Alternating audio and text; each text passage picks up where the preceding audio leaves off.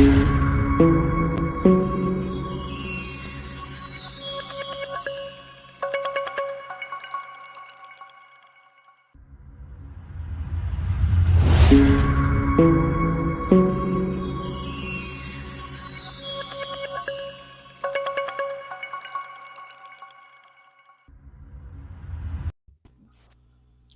everyone. Welcome to EMD Media. EMD Media works on understanding, measuring, and doing, and it strives to contribute for an evidence-rich, evidence-based discourse and decision-making in the Horn of Africa. Today, we are back with the second episode of the new segment, H Panel, otherwise called the Horn Panel.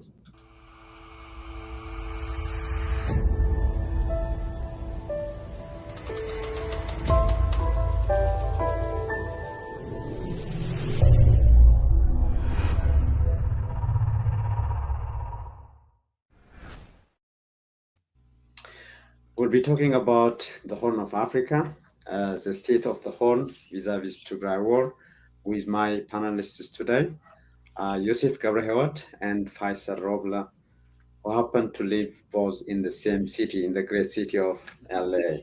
Welcome, Yusuf, for the first time to the H panel. Faisal, welcome again. All right, thank you, and thank you for our listeners also. And I've already said hi to Faisal, Yes. Great. So today we'll be covering the Horn, the state of the Horn, and our lens would be the Tigray War, and it's always the tradition within EMD Media to just look at or show our viewers who the panelists are. Faisal, you have been here 4 times.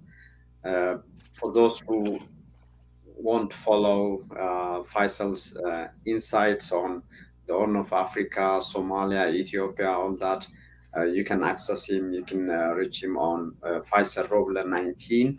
That is his Twitter handle.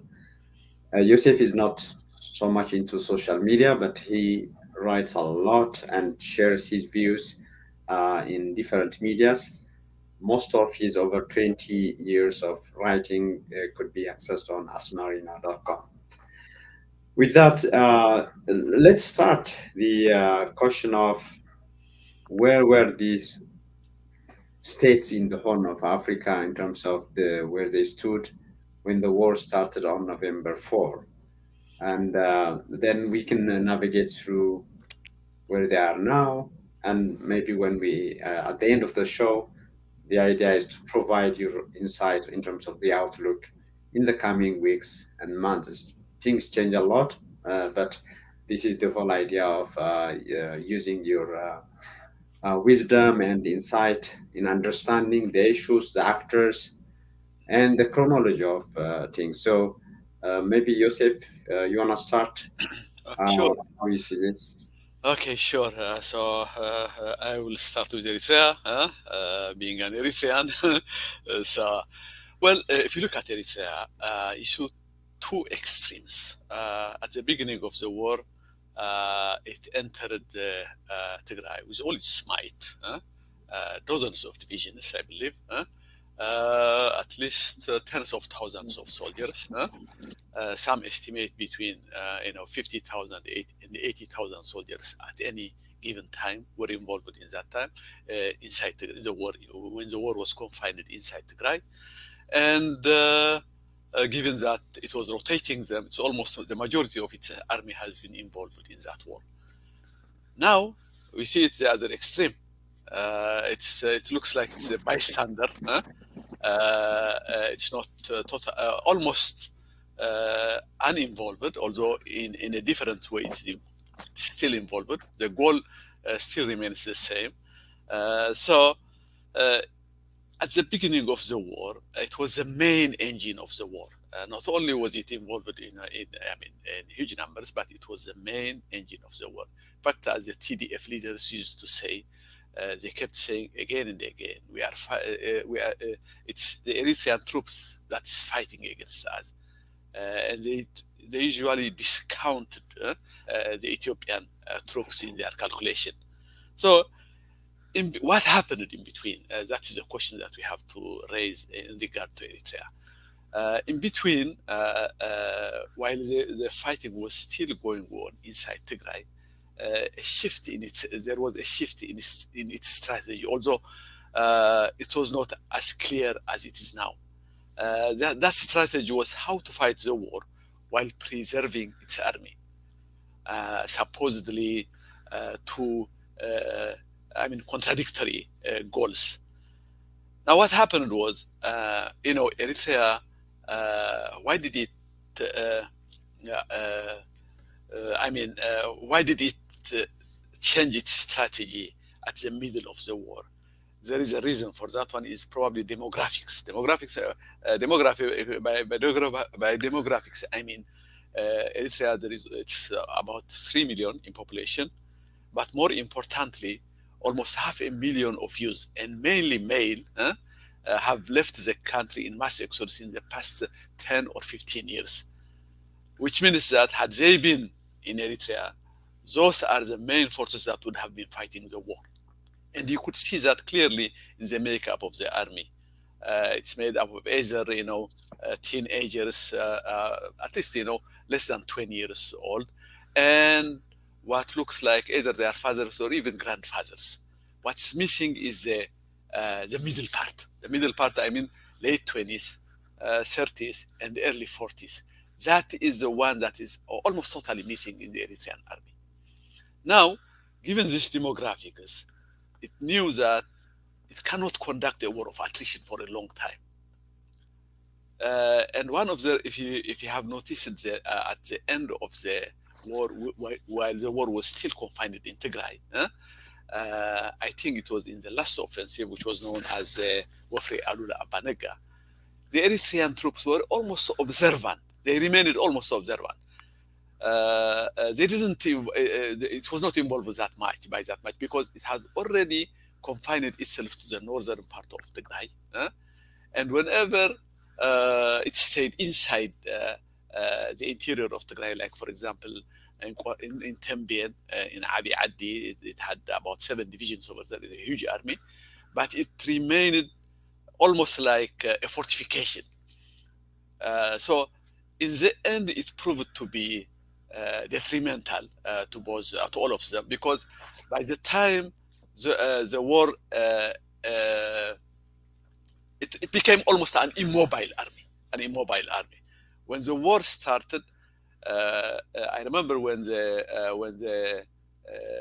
Eritrean troops from Abiy Adi moved to Qolla Tembien, it found that the war was over, and they had to run away from that area and go back to the north, to the northern part, and after that they entirely left Tigray. Now, what is happening now is a continuation of that strategy. Exactly, that is a strategy that is leading Eritrea to, it has refined that strategy, in fact, to the extreme. What it has done is if you look at the border area, for example, from Shire in the west to Zalambesa in the east, there are tens of thousands of Eritrean troops entrenched with their tanks, with their heavy weapons, and nobody knows exactly. They have been rearranged in such a way that nobody knows exactly when they will strike or where they will strike. That has made that on the other side, the TDF cannot afford, to be surprised again. So what they have done is tens of thousands of TDF soldiers are entrenched in that area also, which means that Eritrea has succeeded in tying up tens of thousands of TDF soldiers without firing a shot. The next move, but this was not helpful, for the Ethiopian army still, because the war was going on inside Amhara, and it was the TDF that was pushing inside. So the next move that Eritrea made was to move to Western Tigray. It was almost Number one, it was the extension of that policy. By moving to Western Tigray, it's also tying up uh, at least thousands of TDF soldiers in Western Tigray, also without firing a shot, because it believed, and I think it's correct, it believed that the TDF cannot afford to open two fronts, and therefore it's not gonna fire at them even in Western Tigray. The second part was it freed, by occupying Western Tigray, it freed the tens of thousands of Amhara forces and federal forces to move to inside Amhara to fight against the TDF. The third part of that was it kept also the Amhara cause alive, because if the Amharas lose Western Tigray, they will probably not be motivated to fight the war for Abiy or for Isaias. So, in order to keep that cause alive, it also was important for Eritrea to occupy that area. But in addition to that, of course, it was doing what the Tigrayan force, what the Amhara forces were doing over there. It was preventing Tigray from accessing the border to Sudan. It was preventing the break. It didn't want the encirclement of Tigray to end, because if that border is opened, then we'll have food aid, medicine, arms, refugees passing through that area. So it did all of this with, we still with that policy, fighting the war while at the same time preserving its army. There is one thing more left with this one. It also had a contingency plan. Eritrea had a contingency plan in case everything falls apart. That is, in case, for example, Ethiopia is defeated, or Abiy resigns, or Abiy is forced out of the office, or he prefers negotiation. It means that Eritrea knows the day that arrives that it will be left alone to fend off against the Tigrayan forces. So what it is doing at the same time is it's trying, first of all, of course, it's keeping its army for a rainy day. That's why it's trying to preserve its army while it's still fighting. But the second part of it is, if it could stretch the war as far as possible, it would weaken the Tigrayan army through attrition, and it's coming anyway from the blood of Amharas and the other Ethiopians. So the longer the war, the weaker the Tigrayan army will be. That's the calculation of Eritrea. And another one is, the longer the encirclement, of course, the famine will take its toll. Let's say hundreds of thousands of people die, and in the end, if there is a face-off coming between Eritrea and Tigray, Eritrea will face a weaker army. That's its contingency plans, roughly. That's thank you, Yusuf. That's painting a very good picture of what was there and how it was moving from a strategy to another strategy. But what's common denominator is staying with the demography, all that, staying with less cost but maximum impact on Tigray. Faisal, you have been very articulate in terms of seeing what is coming and what factors are at play both inside Ethiopia and in the region. So, can you paint a picture for us? You can pick either the whole region in general and zoom in into Somalia and Djibouti and so on. So it would be great to have your insight on that in terms of the Tigray war. Thank you very much. I think what Joseph shared with us, in my opinion, is a very unpromising future for Eritrea, especially from the viewpoint of demographics. This is a 3 million nation that has been in war since the 1960s, then fall under a dictatorship, where the youth and the energetic cohort are leaving the country in droves. Unlike Tigray, where the youth may have moral and survival niche to fight for their cause. Eritrea is bereft both of that moral and futuristic and hope for their country, as well as the dwindling demographics, is a very unpromising future narrative for Eritrea. How long he would, Isaias, who is in his late 70s with a very ailing health, would continue on this course to pit one group of the Horn of Africa against another is also another uh, unpromising for Eritrea. At least in the case of Tigray, there is a very remote hope that Addis Ababa and Mekelle may come to some sort of talks and reconciliation. We don't know how the structure of that would be, but if you take that hope, which the West is working very hard, as late as yesterday, with the meeting of President Biden and Uhuru of Kenyatta, at least on the Addis Mekelle conflict, it is not a forsaken situation. In the case of Eritrea, you don't see that. You see triple factors working against the country Eritrea, the demographics that Joseph mentioned, the very fact that it's spending so much of its energy on the war while at the same time maintaining a government which is required to provide services. And now I do understand when Joseph says that why Eritrea registers with the World Bank and the CIA fact book that it has higher employment than anybody in the Horn of Africa, which is that actually there are no jobs, but everybody who is left and who is within that age group is serving the army one way or another.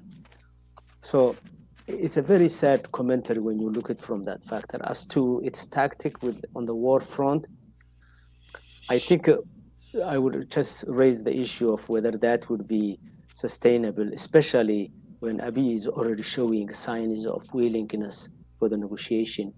And although the rumors have yet to be confirmed, but there are just reliable, tangible hopes that the US may have a crack at the aspect of talks. Having said that, I think we need to look at the Horn of Africa pre-Tigray conflict and post-Tigray conflict. Prior to the conflict in Tigray, there was this tripartite authoritative system that they wanted to establish in the Horn of Africa, pioneered and fathered by Isaias, funded and bankrolled, and if you will, carried over the shoulder of Ethiopia, and then little Farmacho to take advantage of the two to establish his own mini autocratic dictatorship in Somalia. Each of these three people wanted one or two factors out of the so-called Horn of Africa alliance. Isaias wanted, in addition to maintaining his autocratic rule on Eritrea, to isolate Djibouti and hit TPLF if he can get that. Those were his priority, top of the list. Farmacho was the least aggressive and least ambitious in this unholy tripartite axis of authoritative leaders, which was to just establish a similar autocratic rule in Somalia by riding on the backs of Abiy and Isaias. That was his only goal. He even sacrificed his good brotherly relationship with Djibouti to get that little advantage from these two guys. With Abiy, he had bigger dreams. He really wanted to make sure of his dream that he is the new king of the Horn of Africa with 110 million people in Ethiopia, with his claim to be the first authentic post-Governor Oromo leader in Ethiopia who will not be called a manufactured and assimilated Oromo, but an authentic Oromo from Jimma. He thought he can literally be that big power in the Horn of Africa. I think in none of the goals that they tried to seek materialized. As a matter of fact, when you look at 3 years from where they were, They are weaker, they are broke, they are literally excommunicated, if not isolated by the rest of the world. Ethiopia, for the first time in its history, is facing three big measures that may alter the course of the country, including the premiership of Abiy. Number one, the leadership of Ethiopia, for the first time in history, outside Rwanda, is facing a potential charge of genocide in Tigray as a result of the Tigray war. That's number one. Number two, for the first time, Ethiopia has been literally written off by Western institutions such as IMF and the World Bank. And the latest IMF report literally made Ethiopia similar to what was Somalia in the civil war. Just for the next 4 years, no factors, no mention of Ethiopia's economic well-being. And then the third is that Abiy finally is presiding over what could be the first African nation post-Biafra that could be our version of Yugoslavia. Each and every day from 2019, when 5 US former ambassadors to Addis Ababa met at the United States Peace Institute, and they all warned of the looming large of a potential disintegration of Ethiopia. Today, that projection is closer to reality than ever before. As you know, Tigray is in a big conflict with the center, Addis Ababa. The Amara region is in shambles. Gumuz and Benishangul are at war with the residents of the Amharas, as well as with the central government. Oromia is literally out of hand, and the Somalo-Afar conflict is literally hanging on a thin razor.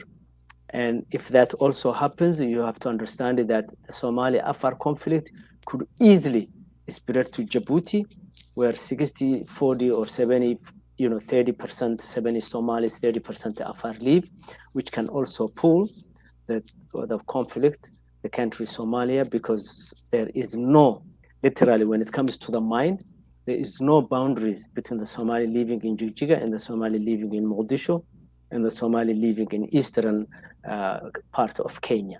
So what Abiy and Isaias presided over and tried to really promote has not materialized. They have been gifted and been rewarded with the opposite of what they tried to get. So the entire region, not to mention the Sudan, which is another issue we can later on look at, the Sudanese conflict with Ethiopia. With the coming of Abiy, the Horn of Africa is embroiled in a war conflict, in a famine, in a massive rape that took place in Tigray, and in a potential genocide, which the US Department, as you guys know, is looking that issue from the legal point of view. It's no longer discussing the massacre that has been passed. It's looking at whether the Ethiopian situation meets the United Nations and international instruments for genocide. So that is the current commentary we see in the Horn of Africa. That's. I'm glad you mentioned the economic dimension as well. This is from today, from Bloomberg, and it's saying that there are a club of 9 nations. No nation wants to join, and Ethiopia is one of them. This is related how their bond uh, trades relative to the U.S. Treasury, and Ethiopia joined this distrust level. Lebanon leading, of course, with what is going on in Lebanon, and Ethiopia joined that club. And this is just from today. And we can, zoom in into the other countries as well. But maybe what is the big ticket, item in terms of for Abiy to go through, to follow through the hints that he's giving. We have heard as well, he agreed into negotiation, all that, but he doesn't want to say that in public because he's still trying to get some resemblance of victory and so on. So, what would be the last straw on the back of the camel for you, Yosef, for this to end? You can look at again the Eritrean factor and the Ethiopian domestic factor, or Yeah, okay.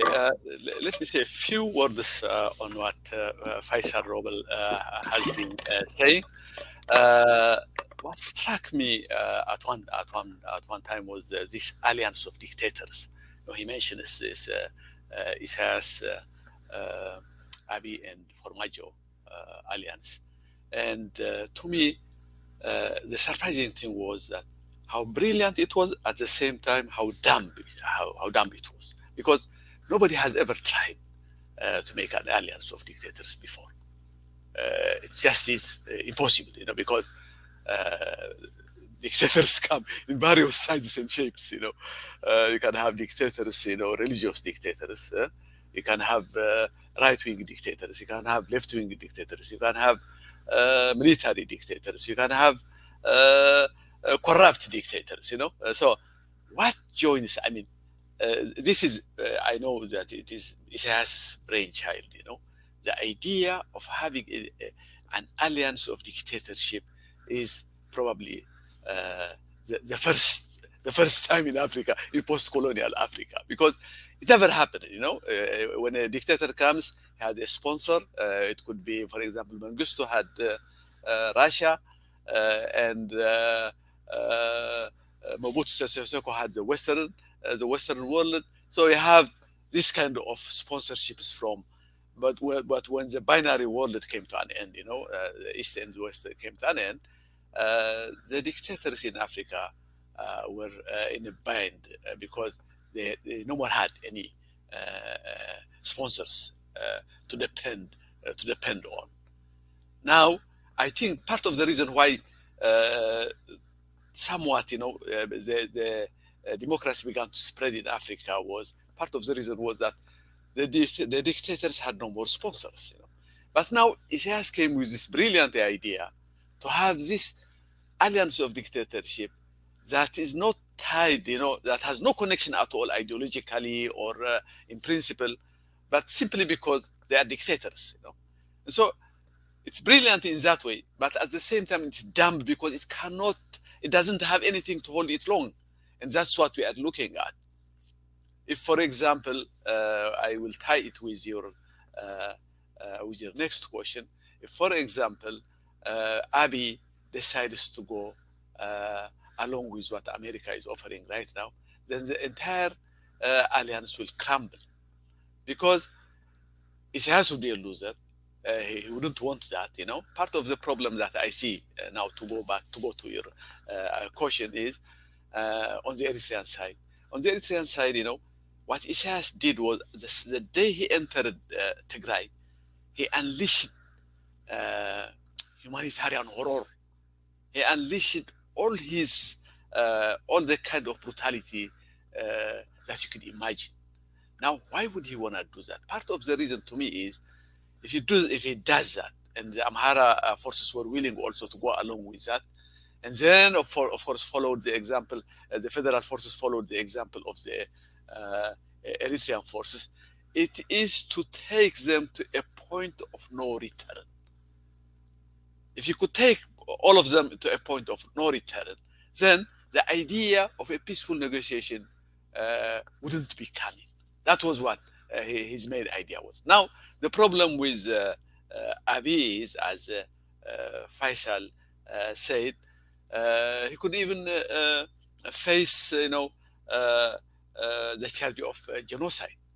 If that is the case now, the problem that even the West have is, I believe, is how do you reconcile a genocider with his victims? How do you bring a genocider to a table with his victims while the genocide is still going on? And if the genocide is being stopped while the intention of genocide is still going on, because there is no such thing as a half genocider or a quarter genocider. It's always, once a genocider, you have a final solution in your mind. you can be stopped from that genocide by, the way the West is doing through sanctions, or the way the TDF is trying to do it through defeating the enemy. So my problem with this negotiation is, I don't think even the West has figured out how to stop it. They might come to stop the war, the way they have done it in Sudan, for example, in between uh, Darfur and the government of al-Bashir at that time. But then, uh, it was left unresolved, and the only way they prevented the genocide was by bringing the UN troops in between the Darfurians and the Arab Janjaweeds. So, to me, the first question is, how do you reconcile these two groups? That to me is probably the first question. The next question is, uh, how does Abiy extricate himself from this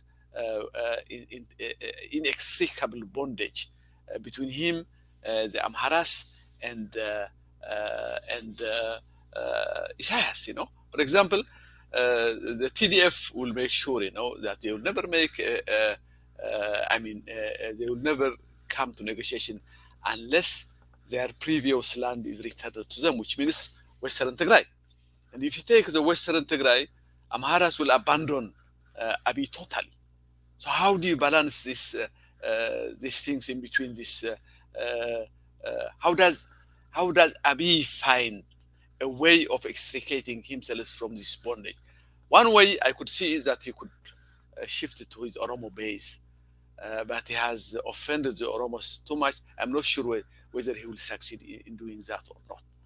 But the thing is, if the Amhara elite will totally abandon him, the Amhara elite have been, doing all this, the drive for one of the main forces for the drive for this genocide as the Amhara elite. They will abandon him if he gives up on their cause, which is, of course, that expansionist drive to take Raya and Western Tigray from them. So to me, it just is a bundle of problems. Probably Faisal will show us a way out of this. So how do you think Faisal will go? If I said you are muted, sorry. Yeah. So, Joseph, you're raising a very, very serious and important issue in terms of how can TDF, and for that matter, even TPLF, can negotiate with somebody that is suspected or being examined for genocide of their people. Absolutely. I think that in a way points to the direction of the toothless and teethless tools that the West has in its toolbox. As you know, the West, particularly the United States, watched the genocide in Rwanda during Clinton time. It also watched the vicious civil war in Somalia in 1990, only to at least move quickly on the Ethiopian situation in 1991, maybe advised by the other, the Somalia. But with the Rwanda, they watched, and what happened, we all know. I think in the case of Ethiopia, in my opinion, three things are tying the West's hand. Number one, the mythical image of Ethiopia is one thing.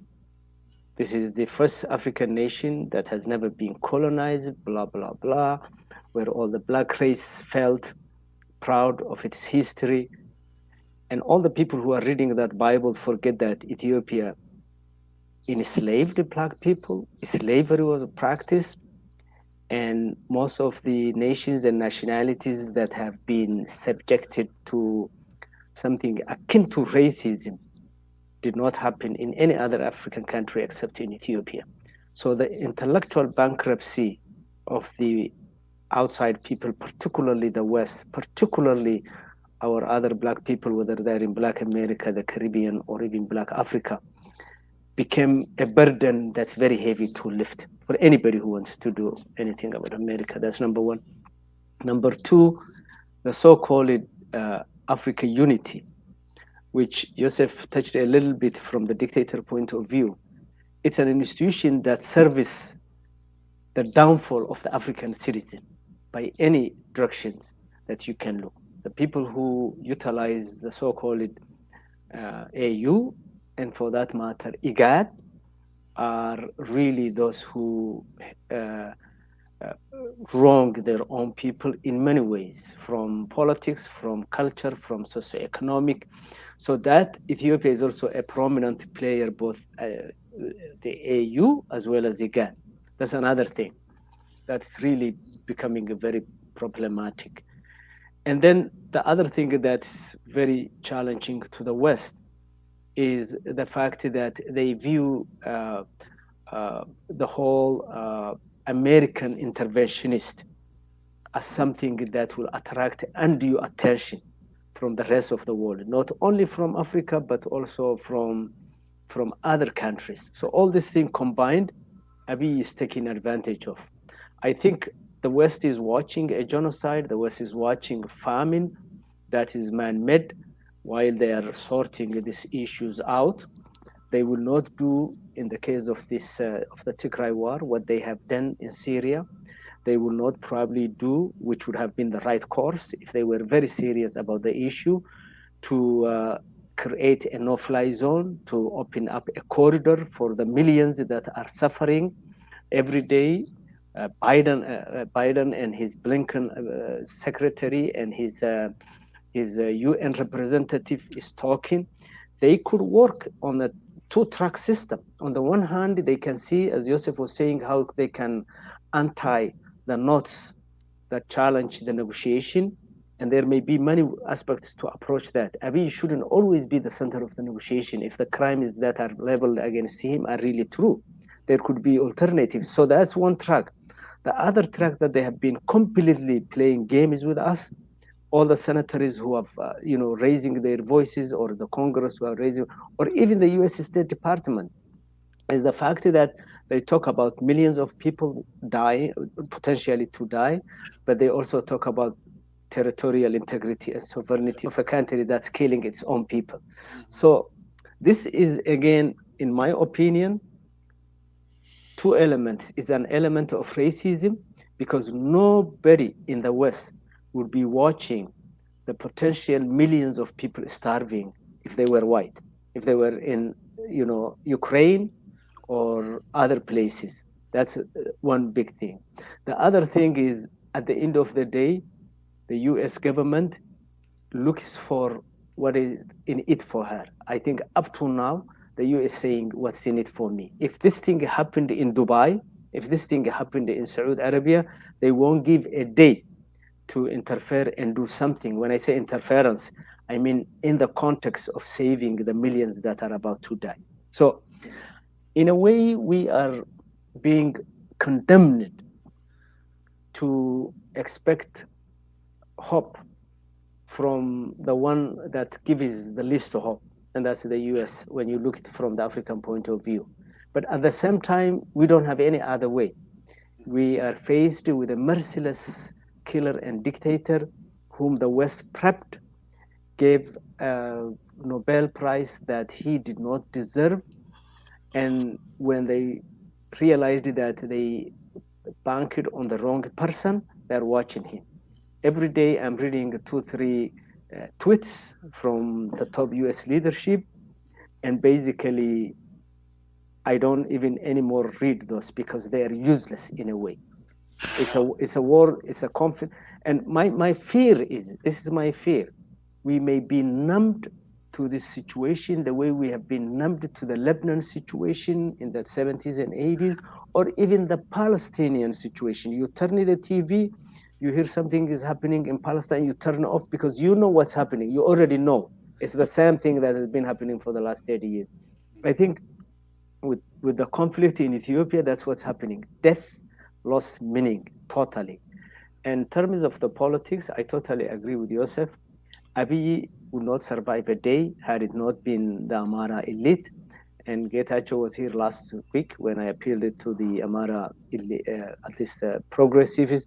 It looks like the Amara elite have been conditioned. Racism is a condition, as you know. You know, there are very nice, good gentlemen and women who are white, but they are conditioned to see the black person less than. That's the whole concept of the white privilege, or, you know, in Ethiopia, a parallel thing exists, that the Amara elite is saying, even if 4 million of and they went through that with Eritrea. The sad story about Eritrea is Isaias cheated the Eritrean generation, who are now growing, of their history, of their pain, of their collective memory, by now telling them that he's saving these chauvinists who have been saying since the 1960s, we don't care about the people, but we care about the land, so let them cross the Red Sea. I remember that's where the slogan is about Tigray. So I think, in a way, the solution is far.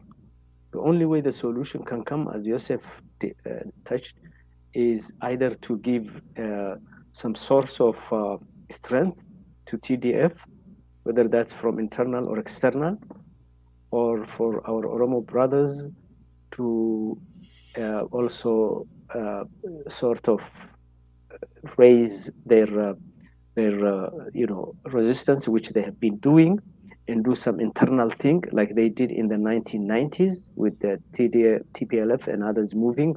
Otherwise, uh, Abiy is not the person who can settle this conflict with negotiation and reconciliation, and the West may need to rethink and see if there are other tools in the box. The tool that they have been waving in front of us is not working up to this point.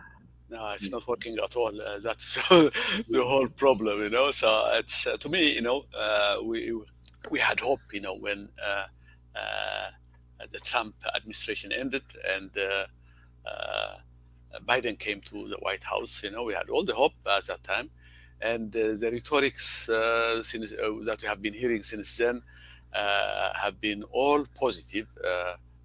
Deeply concerned has become the horror phrase, you know, that Tigrayan is here now, because whenever an official says we are deeply concerned, then it means nothing is going to be done, you know.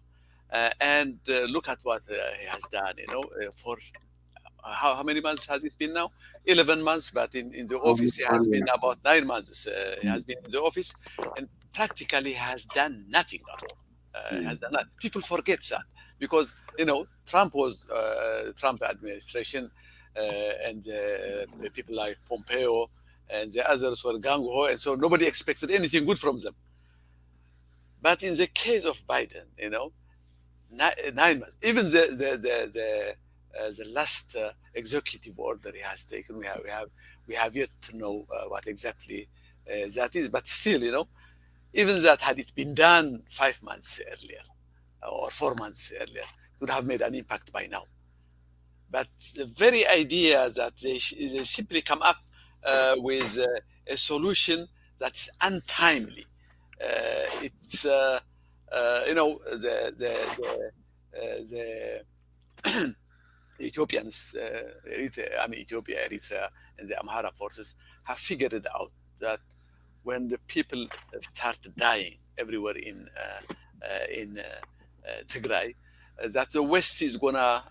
There is always the optics, the problem of optics, you know, and so the optics, the West is gonna make noise. They knew that.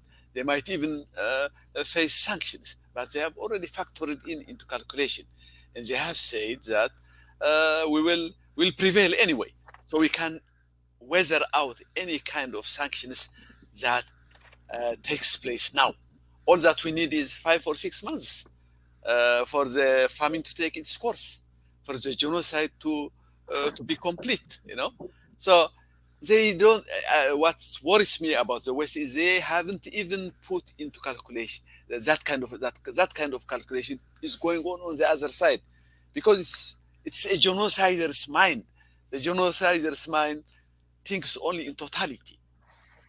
So what they have said, what I can clearly understand the mind of Sha'biya, the mind of Isaias. All that he's saying, I have weathered out many sanctions before. And he's advising Abiy also, well, let's take, you know, how many months could it take? for the starvation to work. Already people are dying right now. If you wait 5 months, you could kill 1 million of them.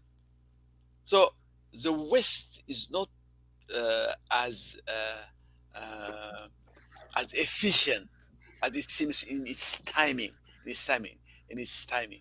Hmm. The ones who are efficient are the on the other side of Hmm. Yeah. the genociders. Yeah, let's maybe talk about South Sudan or Sudan in general as well. So this is just this week. The South Sudan President Salva Kiir was in Cairo, and he mentions about um, Tigray and Ethiopia, all that. So he's mentioning about the even negotiations that he promised him, I think, back in August after October 4th. And I think that was the hope as well, at least expressed by the US government, that after the swearing in ceremony, which we covered in our first panel, but he's complaining that there was nothing because he went to the inauguration, and I think he mentioned that again. And then you talk about, you see Sudan as well. So how do you assess where Sudan has been from the get go? Because I remember first Abiy went, and the leader of Sudan went to Ethiopia as well. And unlike anybody else, like the US at that time, the Trump administration, Abiy said, it's a matter of weeks before I finish this, campaign or military operation. That was what he promised to Sudan as well, and Sudan was tasked to seal the border, right? So where are we now when it comes to Sudan? I mean, it has its own internal issues as well. Faisal? Well, I think, as you said, Sudan has its own internal issues. I think it's keeping an eye on Ethiopia because of the land conflict between Ethiopia and Sudan. I don't believe Sudan can move and do anything big unless they get some sort of signal from Egypt, which is the big power behind. And I think Egypt is not resolved in any way to make any strikes in Ethiopia. I think there is some sort of Arab mentality out there that somehow says don't antagonize Ethiopia yet because they don't see things falling apart. I think if they see the West, because as we know, there are still rumors that some supplies and drones are coming through Dubai. We have not seen anything Dubai denying those reports. Saudi has not spoke about the issue except to say that they have still good relationship with Addis Ababa, and Egypt is always beholden to this, despite the dam and what have you. But Egypt has been so far uh, very careful and cautious because my belief is, these countries look up to the West for big movies, and absolutely Turkey is more than anybody, as you are showing here, playing the spoilers role. And again, as Joseph was saying, dictators probably have short-term infatuation. So there is this infatuation between Turkey and Addis Ababa, knowing that what Turkey has been doing in Somalia, they want to make sure that they are not military per se, but commercial power in the Horn of Africa. And they see Ethiopia as the most attractive country with its 110 million people and not to antagonize. But I don't put these third world countries, as a student of social science, much of a weight. I think they watch and look for the West. Even Europe looks up to the West, and the West is USA. And where things have been slow moving, and with all the NGOs and peace-loving countries, constituents throughout the world trying to do something about this, the US has been very cautious. They spoke less about the drones coming. They have not yet entertained arms embargo, which I think may be included in the next layers of the sanction. But again, what's reverberating in our mind is how late is too late. That's one thing.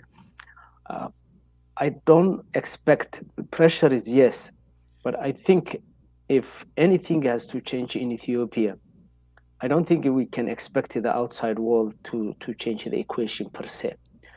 I honestly believe Oromo Liberation Front or OLA, Oromo Liberation Army at this point in time, TDF, should expect less from the West and more from their people and their ability and what they can do against the enemy forces. I think Abiy is getting exhausted.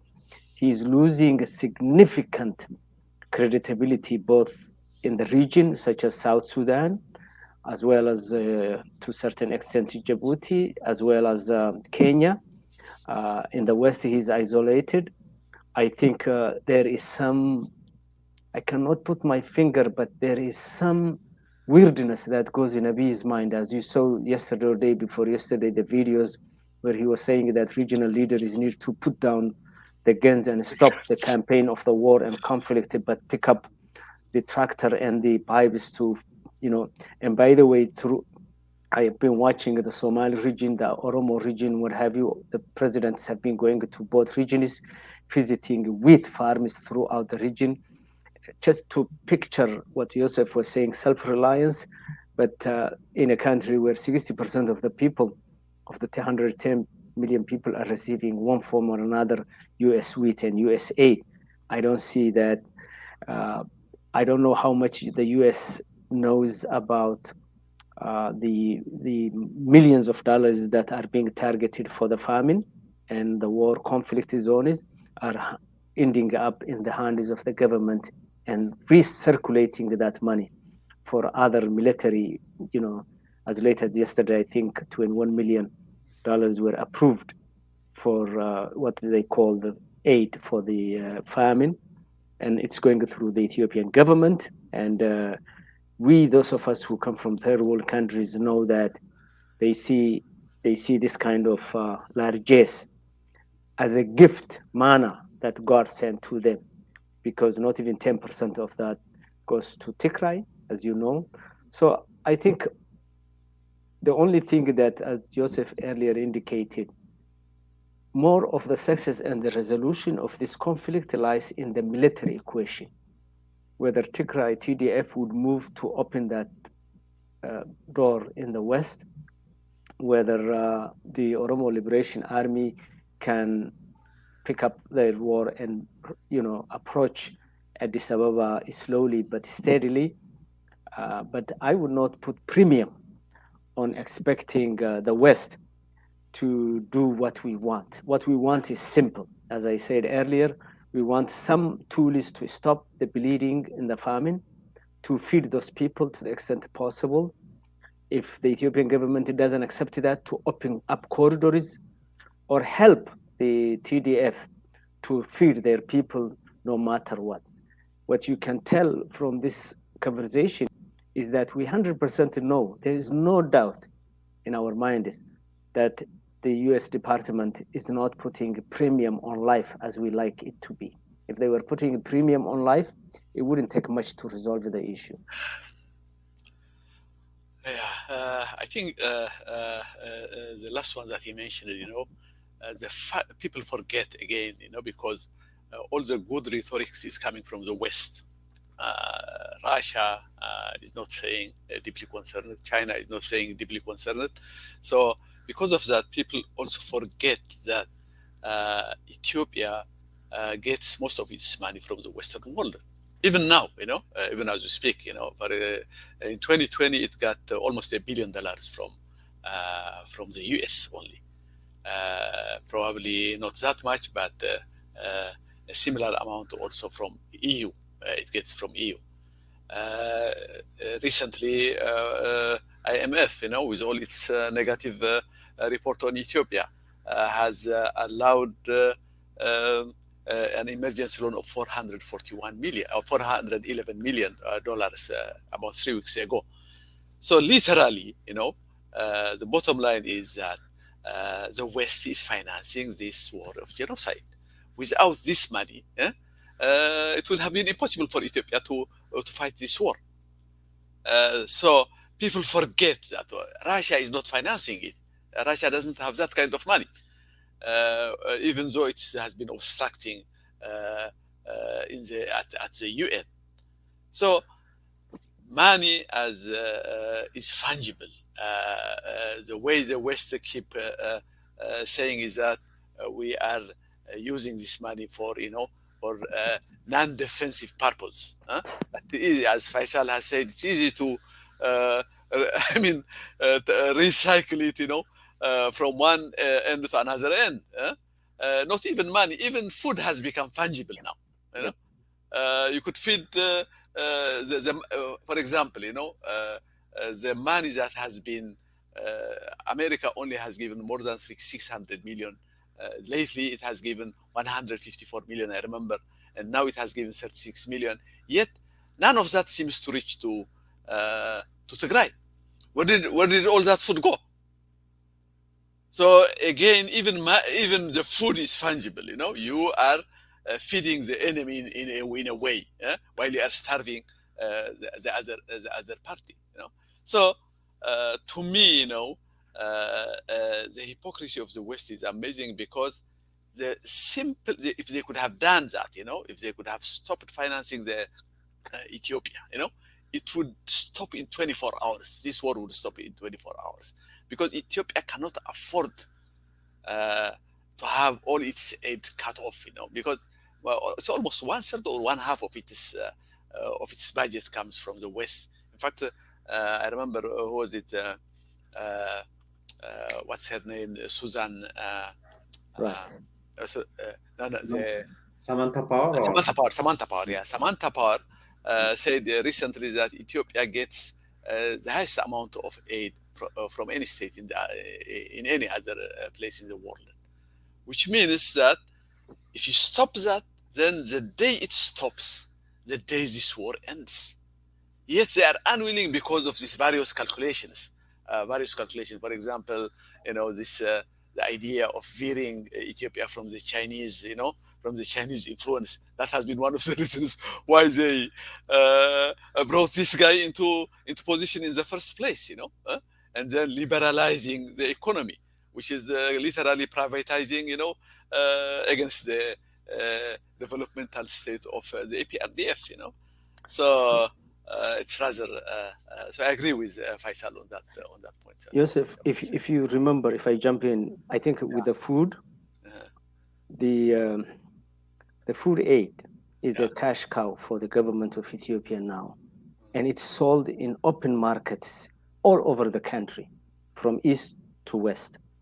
If you go to even if you go to Somaliland and the border towns, you see the food aid that comes from the west being recycled and sold through networks that are very sophisticated, and the cash conversion goes back to the government. I think that's one issue that is very. And then the other thing is, if people can establish or argue that the U.S. and the West are indirectly funneling this food aid, which they willy-nilly know that it's converted into cash, which ends up in the hands of the government, then used for arms and other things. Just like recently, what we discovered about the Ethiopian Airlines, the most darling African line, just to be found out that it was part of the big war in Tigray. I think if there are proofs to show that the U.S.'s food is being used in that way, and those governments who are funneling this food aid through money, sometimes they are giving cash to buy local food, cash to the governments. Then, like what used to happen in Latin America and elsewhere, is the U.S. government subject to being funding a genocidal war, or they will say we don't know. I think Ethiopian activists need to look at that, because there is no lack of knowledge as to this issue.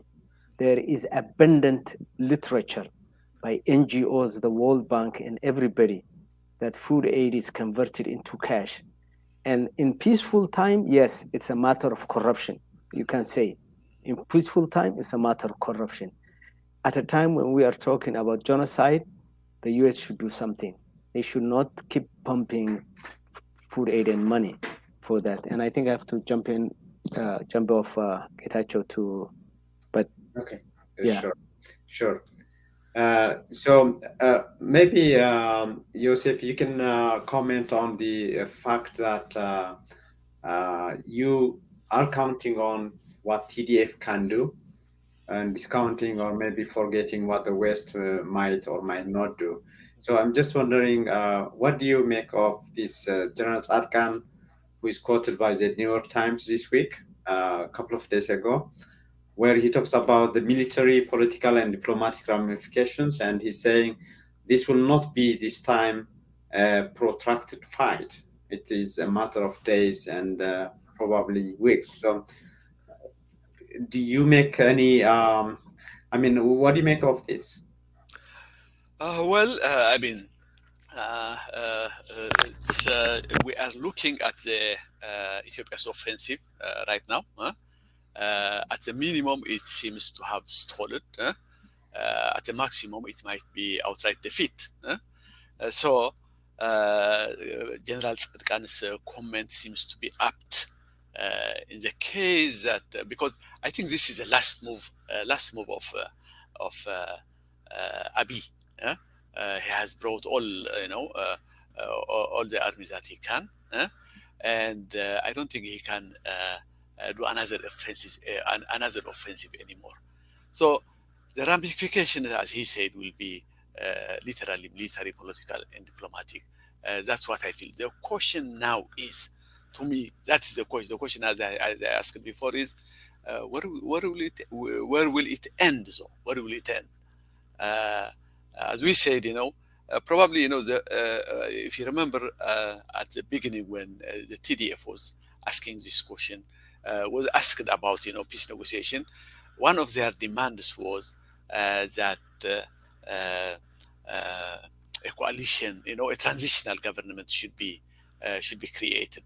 The idea was, the center of the idea was that you cannot make peace with a genocider. So if they could aim at that one, and if they could get that one, I think uh, it will bring a sudden uh, end to this war, with a promise also of a solution. We don't know exactly what the solution will be, but they could come up with a solution if Abiy is factored out uh, uh, at the end, for me, the problem is I couldn't see him, being part of the solution. It's too late for that. So even the West should aim, at, for example, at his resignation, the way they did with Mengistu Haile Mariam. They could take him wherever they want, but the only way out of this is for the genocider to uh, to move, to move from the scene of negotiation. That would make everything happen. The humanitarian crisis would be solved.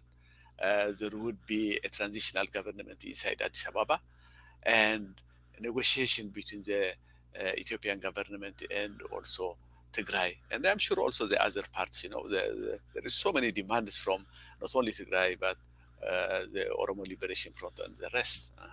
The Mm. rest. Yeah, that's true. Actually, we are getting information the war that is intensifying in northern Ethiopia, in Afar and Amhara, is not the only war right now. Abiy is trying as well to Well, fight it out in Wallega and other Oromia areas as well. yeah, yeah, yeah. So this is actually we are at the over the hour now. We will be finishing, but maybe worth showing is what Bloomberg asked today: will victory against Tigray be worth the cost? So they are assuming, Abiy would have that breathing space to ask this question and himself. But you are pointing that Yeah, that yeah, shouldn't be allowed. And I am hearing as well for TDF, now they seem to have made up their mind that they should target Abiy instead of hoping for any kind of For negotiation. negotiation. Yeah. That's the way to go. The outsiders, most of the outsiders, they don't have even got the variables right. The variables inside. They are always, veering. Is there too much one way or too much the other way? They couldn't figure out exactly what's going on inside the battlefields too. So eventually, I'm sure, the only way for this problem is, of course, through negotiation, but not the kind of negotiation that the West has in mind. There cannot be any compromise between genociders and their victims. It's as simple as that. And if the TDF had its way, finds its way, that's what's gonna do. That's how I believe it. That's the only way out of this problem. And then resignation or whatever it is could come next to that. And as we said, before, the problem would be solved. But without that, I don't see how they keep, as Faisal has been saying, the soft power of Ethiopia had been so big, it has become very hard to penetrate it. Mm, The world couldn't, at the beginning, the world couldn't imagine that Tigray could defeat this huge force and evict it outside of Tigray. mm, And then again, they couldn't believe that it could do all these things outside of Tigray. And mm, now it has come to its climax. Anyway, mm. I think Yeah, probably we have come at the end. We'll we will follow this closely. probably the Mm, Sudan variable. mm, Probably one of the things that I want to say is that before we close it, mm, uh, we haven't seen the Eritrean angle. There is the last move that Eritrea is doing right now is to instigate an uprising in eastern part of Sudan. mm, Sudan had its own problems. I mean, by problems, I mean it had the same kind of a problem that Ethiopia had in managing its ethnic diversity problem. So it is Eritrea has been exploiting that phenomena, especially on the eastern part of Sudan. Before, it used to arm all kind of rebels inside Sudan. For example, if you know, the Southern Sudanese were armed at one time by Eritrea, trained and armed by Eritrea. And then there was Darfur, and then there was the East Sudanese. Various Beja tribes were organized, supported, financed, trained, and armed by Eritrea in the 90s.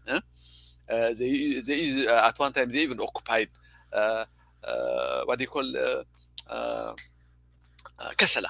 Huh? Kassalam. Yeah, they even occupied Kassala with the help of the Eritrean army. So Mm, now, whenever it's pressure point, it's pressure point. Now, mm, what that Eritrea is doing is, I believe there is a triangle working on. The army, the Sudanese army, wants to return to power, huh? And there is this division between the army and the coalition, the coalition governments yeah. that has been paid between the army and civilian parties, huh? Mm, Civilian political parties. Now the army wants to discredit the civilian political parties by instigating an uprising on the eastern part of Sudan. mm, And at the same time, Eritrea also is using the eastern Sudan, is also instigating the uprising in eastern Sudan.